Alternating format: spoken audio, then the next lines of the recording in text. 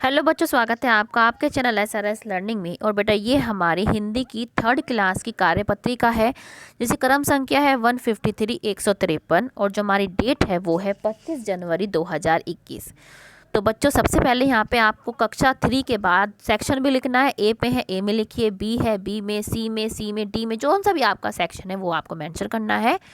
फिर आपको विद्यार्थी का नाम और अपनी शिक्षक या शिक्षिका जो आपको पढ़ाती हैं उनका नाम लिखना है बेटा।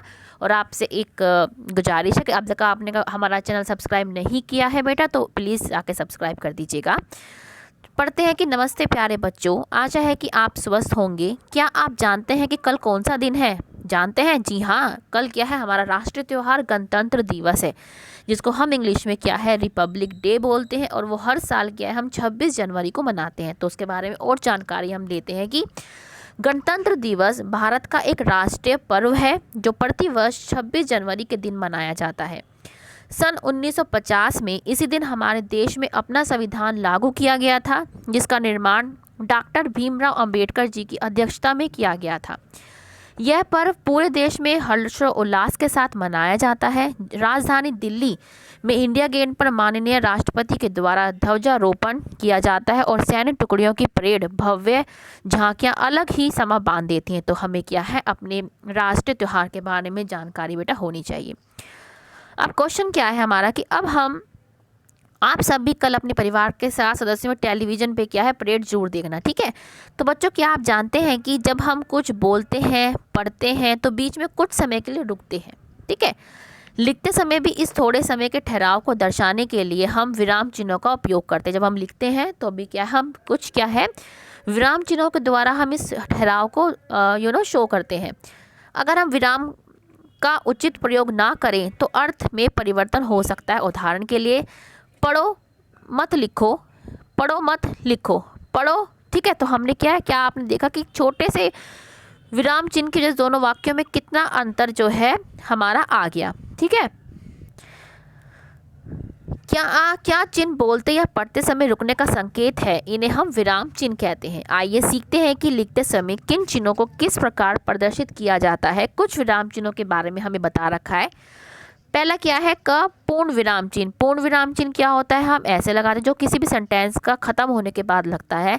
का प्रयोग वाक्य पूरा होने पर इसके अंत में किया जाता है। जैसे सांप रेंगता हुआ झाड़ी में चला गया, तो ये क्या है, सेंटेंस पूरा खत्म हो गया तो हमने क्या है, इसमें पूर्ण विराम लगा दिया, ये रहा आपका, ठीक है। फिर प्रश्नवाचक। प्रश्नवाचक आपका ऐसा होता है, का प्रयोग प्रश्न पूछते या लिखते समय वाक्य के अंत में किया जाता है। जैसे क्या तुमने कभी बर देखा है, ये क्या है, आपका प्रश्नवाचक चिन्ह लगा दिया। अल्पविराम, जैसे आपको कोमा बोलते हैं, का प्रयोग वाक्य में थोड़ी देर के लिए रुकने के लिए किया जाता है, जिसमें पूर्ण विराम से कम विराम लिया जाता है। जैसे सांप, घेंगा और कछुआ रेंगने वाले जीव हैं, ठीक है। तो यहाँ पे क्या हमने कोमा लगा दिया, इसको हम अल्पविराम बोलते हैं। और विस्मयबोधक चिन्ह का प्रयोग ऐसे होता है और बिंदी लगाते हैं, मतलब कोई आश्चर्य के लिए लगता है या खुशी प्रकट करने के लिए, गुस्सा, घृणा, जैसे इसका प्रयोग दुख, आश्चर्य, खुशी, घृणा आदि भावों को प्रकट करने के लिए किया जाता है। जैसे नानी चीख उठी, सांप, ये क्या है, मतलब अचानक से वो डर गई और चीख उठी, ठीक है। तो जो हमारा क्वेश्चन है वो क्या है कि पाठ की इन पंक्तियों को बोलकर पढ़िए और खाली स्थान पर उपयुक्त होने वाले चिन्ह को हमें लगाना है।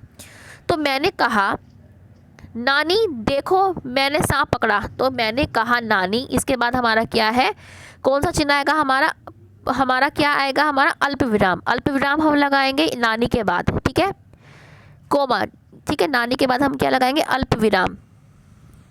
अल्पविराम आएगा हमारा ऐसे, सही से नहीं लग रहा, ये देखो सही से लगाओ, कोमा, अल्पविराम, देखो। फिर हमारा क्या है, देखो मैंने सांप पकड़ा, यहाँ पे सेंटेंस खत्म हो गया तो लगाएंगे डंडा, पूर्ण विराम।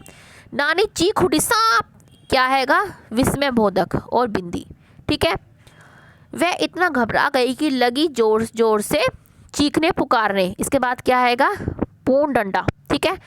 नाना ने सुना तो अंदर दौड़ आए, फिर क्या, इस सेंटेंस खत्म हो रहा है तो हमारा डंडा आएगा। डंडे को क्या बोलते हैं हम, पूर्ण विराम चिन्ह, ठीक है।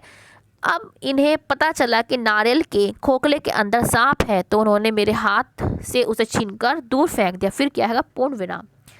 सबसे पहले हमने यहाँ पे 1 2 3 4 5 6 7 यूज़ करा है। सबसे पहले आपका पूर्ण आपका अल्प विराम आएगा, दूसरे फिल इन द ब्लैंक्स में भी पूर्ण विराम आएगा, फिर आपका सबसे पहले आपका 2 में आएगा अल्प विराम, फिर आपका आएगा पूर्ण विराम, फिर आपका आएगा विस्मय बोधक, फिर 3 में आएगा आपका पूर्ण विराम। यहाँ से भी आप देख के भर सकते हैं अगर यहाँ से आपको समझ में ना आ रहा हो तो।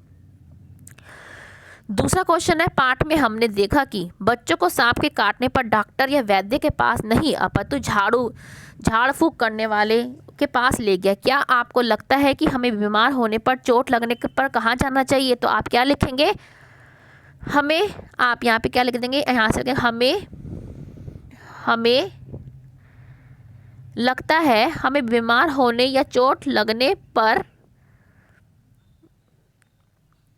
डॉक्टर,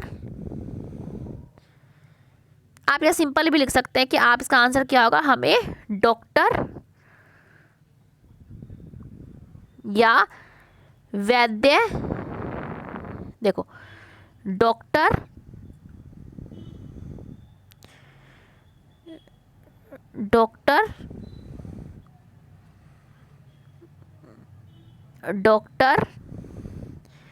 या वैद्य के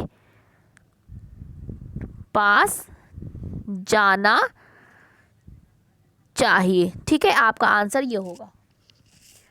नेक्स्ट क्वेश्चन, किसी भी रेंगने वाले जीव का मुखौटा बनाए। आप को रेंगने वाले पता है आपको, सांप, घेंगा, कछुआ, इनका आप क्या है, मास्क बनाइए। मास्क बड़ा सुंदर सा बनाइए उनका, उसमें क्या है, आप ऐसे मास्क बना लेंगे। ठीक है, कोई भी आप मास्क बना ले, कोई भी शेप का, उसमें क्या है, जिस तरीके से कलर है, जैसे सांप का कलर कर दीजिए, कछुए का, और उसमें आँख नाक बनाइए, और इस तरीके से बहुत सुंदर मास्क बनाइए।